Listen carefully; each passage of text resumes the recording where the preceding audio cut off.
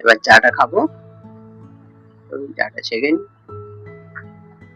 চাটা ছেঁকে নিচ্ছি। এবারে করলা ভাজা করছি, ভাতের সাথে সবাই খেয়ে। করলা ভাজা হয়ে গেলে এবারে মাছের তেল আছে, মাছের তেল ভাজবো। মাছের তেল ভাজা হলে পর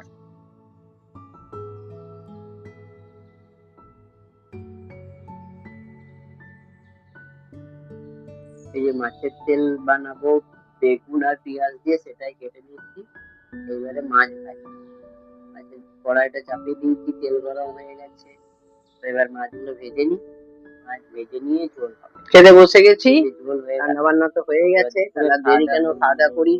তো থালাটা সাজিয়ে দিয়ে দিচ্ছি আগে, থালাতে দিয়ে দিচ্ছি থালাতে করলা ভাজা, এটা কালকের বাঁধাকপির বড়া করে তরকারি করা ভাজা দিয়ে দিলাম, খেয়ে নেবো এখন। তারপর করলা ভাজা রয়েছে, করলা ভাজাটা দিয়ে দিই। এটা মাছের তেল, মাছের তেলটা ভেজেছি পেঁয়াজ আর বেগুন দিয়ে, সেটা দিয়ে দেবো। তারপর মাছের ঝোল দিয়ে দেবো,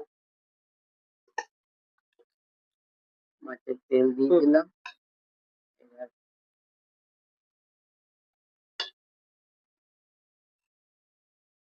মাছের ঝোলটা দিয়ে দিই, এই যে মাছ দিয়ে দিই।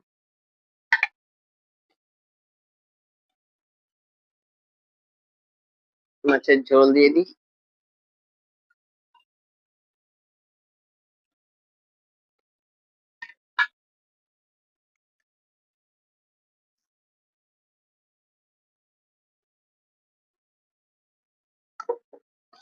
কালকের তরকারি আছে।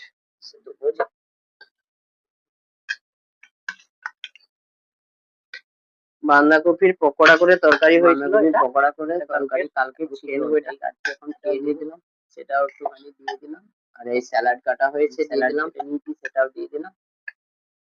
তারপর আমি এবার আমার ভাতটা বেড়ে নিই। তো ঠিক আছে, খাওয়া দাওয়া করবো, পরে আবার দেখা হবে, খাওয়া দাওয়া করি, পরে আবার দেখা হবে, রাখছি।